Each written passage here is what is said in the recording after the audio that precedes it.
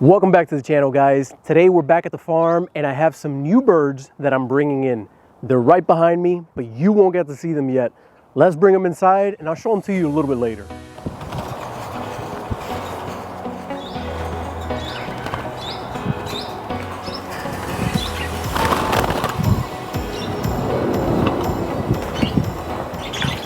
So here's the plan for today. Very first thing is we're gonna go and feed every single one of these birds, give them their seeds, vegetables, and fruits. After we're done feeding, what I'm gonna be doing is putting some brand new perches on some of the cages that are missing perches, especially the ones where I'm gonna be putting the brand new birds in. So we'll go through the process of cutting them, sizing them up, and putting them inside of the cages. I'll show you how it is that I attach them to the cages. After we're done with that, we'll go ahead and put the brand new birds that we brought to the farm inside of their cages, and we'll go nest by nest taking a look and seeing if any of the parrots have laid more eggs. Last week I showed you guys one of the pairs, or a couple of the pairs that I had already started laying. I'm hopeful that maybe some of these nests have more eggs in them, or we have some progress with new pairs laying. So let's get started. We got a long day ahead of us. Let's see how much we can accomplish. The most important moments in an aviary aren't always the loud ones. They're quiet, repetitive, intentional. Fresh water, clean bowls, measured seeds, chopped grains. For the plumhead parakeets, the vibrant and watchful hooded parrot, and the restless Kakarikis, this isn't just feeding time, it's trust. Every refill is a promise. Every clean dish is a prevention. Every detail matters, because behind the colors, the song, the breeding success, and the beauty, there's discipline. Healthy birds aren't built in big moments, they're built in daily ones. And this right here is where it starts. Everybody's been fed, everybody has their water, everybody has their fruits and vegetables. It's time to start sizing these up for the cages. So let me show you how it is that I do this. This wood in specific is cedar, if I'm not mistaken. I get it from the acres that are back here behind the farm, from the cedar trees. It's amazing wood for the parrots because it's very tough. It's hard for them to chew through this. So the perches last longer than if you used other trees that are readily available here, like the oak trees. I've put that before in the past and they just, within 2 weeks, they chew through it and break it. Versus the cedar, it lasts way longer. They still chew through it, but it definitely lasts longer inside of the cages. So here we have a cage that doesn't have any perches in it. This was a cage that was designed for my third pair of hooded parrots. That's what I used to keep in here. But unfortunately, as many of you guys know, I've told this story a couple of times already. Last year, a raccoon made it inside of this enclosure, and these nests, they're guillotine style. So the door at the top goes up and down, just like this.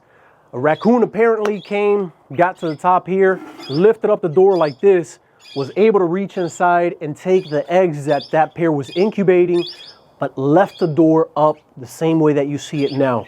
So unfortunately, the pair was able to escape through that gap, and I was not able to recover that pair, so I ended up losing that pair. So let's put some perches in here, and I'm gonna show you what it is that I'm putting inside of this cage. So let's fit this perch. Once you cut the wood to size, you go ahead and use these little clips that you see here, and they get screwed onto the side of the wood. All right, and that's pretty much it. You got a hook on one side, hook on the other side. Now let's get it mounted to the cage. And it's as simple as that, guys. That's all it takes. We got one mounted. Let's put another one in the back now.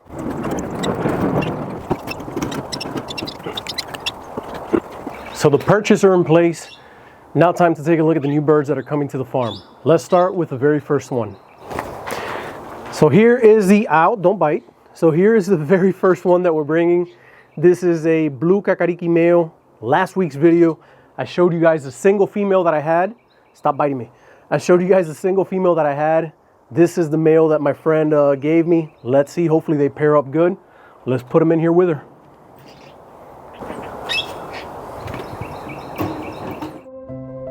The Kakarikis don't just move, they explode into motion. They are the wild little acrobats of the South Pacific, and come from the ancient forest of New Zealand, a land shaped by volcanoes, carved by wind, and ruled for centuries by birds. Long before humans ever set foot there, parrots like these ruled the canopies and forest floors.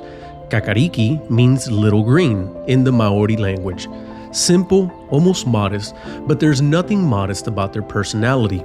In the wild, species like the red-crowned parakeet and the yellow-crowned parakeet dart through native forest, hopping across branches, racing through undergrowth, and even foraging on the ground, something many parrots rarely do.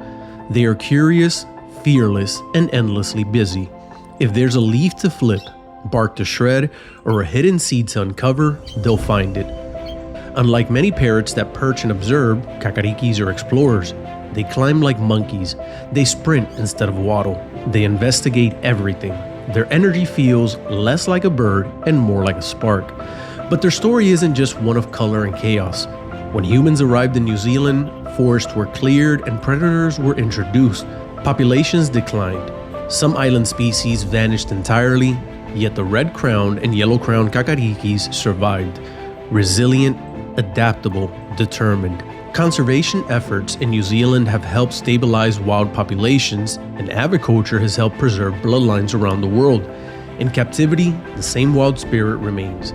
They bond closely, they bathe enthusiastically, they chatter softly, and they rarely sit still. Give them space, enrichment, and stimulation, and they will turn an aviary into a jungle gym. They may be called little green, but there's nothing small about their presence. The Kakariki is movement, it is curiosity, it is the restless heartbeat of New Zealand's forests captured in feathers. So this next species is one that I am extremely excited about, and that is the hooded parrots. I originally started my journey with 3 pairs of hoodeds, but one of them I lost along the way. Now luckily this year, pair number 1 gave me 3 chicks, which turned out to be 3 females, and pair number 2 gave me 3 chicks, which turned out to be 3 males. Now I couldn't ask for a better male to female ratio. This allowed me to make 3 completely unrelated pairs. Now 2 of the pairs have been sold and shipped off to their new owners, but the 3rd pair is one that will stay here with me forever. Here we have the first one.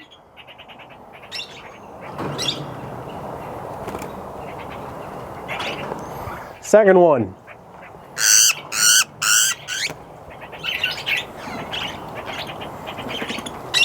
I'm not gonna lie, it somewhat feels a little bit surreal seeing the fruits of my labor. And I can't wait for 2 years to pass so I can see this male color up and eventually go through the process of the hen laying eggs, hatching more chicks, and knowing that these were bred here at this aviary with a lot of effort and a lot of patience. Now here's a quick tip for the hooded parrots. If you plan on keeping this species, it is very important to pair them up when they are very young. Hooded parrots can bicker back and forth a lot. Females can be very belligerent, and it causes a lot of problems if you pair them up later on as they mature and are older in age. With my original pairs, I paired them up as soon as I got them. They were uncolored, and this helped create a strong bond for these pairs all the way to the point when they became sexually mature and were able to breed. And even so, they still bicker a lot. So that is one of the reasons why this pair is already in their cage. They're only a couple of months old, but I want them to be able to build that bond over the next 2 years so that once it comes time to breed, they're very well used to each other. The final birds that we brought over to the farm are some young Kakarikis. These guys are available on the website if you guys are interested in Kakarikis. Now, all 4 of them are related. They come from the same pair. So you can't pair them up to make, for example, the one female with one of the males. They're all related, but if you have some unrelated Kakarikis or you just want to buy some Kakarikis, go to the website. They are available there. Now let's put them in here with this female. By the way, one of the things that I love about Kakarikis, I was just about to say, is how docile they are and how they don't bite, and then he started to nip at my hands. But they don't really bite that hard. If they do try to bite you, you know what? Scratch that. This guy just bit me twice and made me regret what I was saying.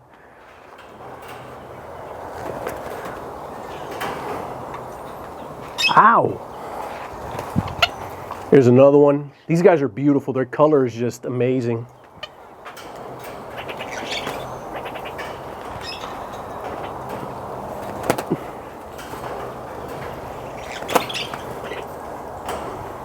All right, time to do some nest inspections again. First pair, normal plum heads. We got the female already in the nest, so let's see, maybe she's already laid some eggs. Maybe she's just checking the nest out. So this female's been coming in more and more into the nest. I don't think she has any eggs yet, but we're gonna leave her alone.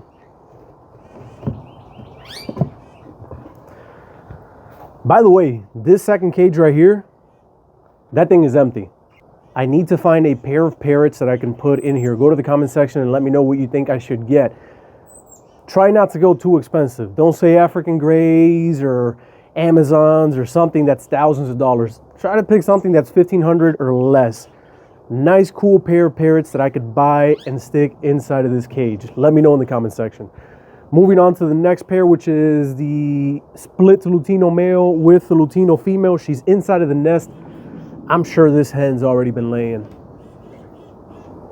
And yep, look at her. She has 3 eggs.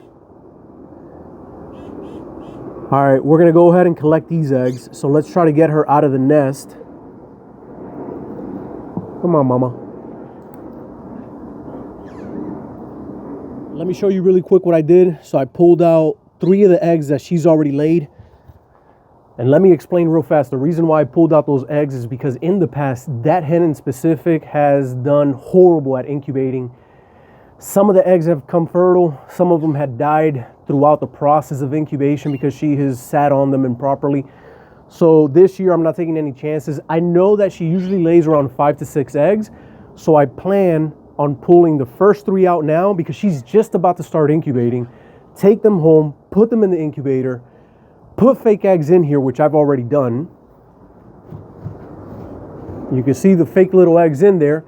And then eventually come back as she continues to lay the other eggs, pull them out, take them home, and just do that process. I'll let her stay on top of the fake eggs so that she can learn how to properly incubate, but I'm not taking a risk this year. I'm pulling out every single egg that she lays and putting them inside of the incubator. Moving on to the next pair, we have the Hoodeds. Now this one, we checked a few days ago and she had 1 egg. So I'm hopeful that she's laid more. And there we go. We got a full clutch of 4. She may lay 1 more. Last time she laid 5 eggs. Third pair of plums, we have the young male with the female. Maybe they got eggs, maybe they don't. Let's see. Nah, no eggs yet, but you can see how she's been scraping at the bottom of that nest box and moving materials any day now. Within the next 2 to 3 days, I'm sure she's gonna lay her first egg.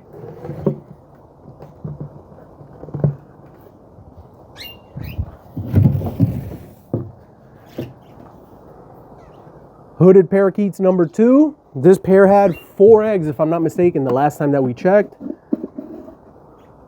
And there they go. We got 4 eggs inside of the nest. Hopefully they're fertile. They look a little bit clear. I'm gonna check for fertility now in a second.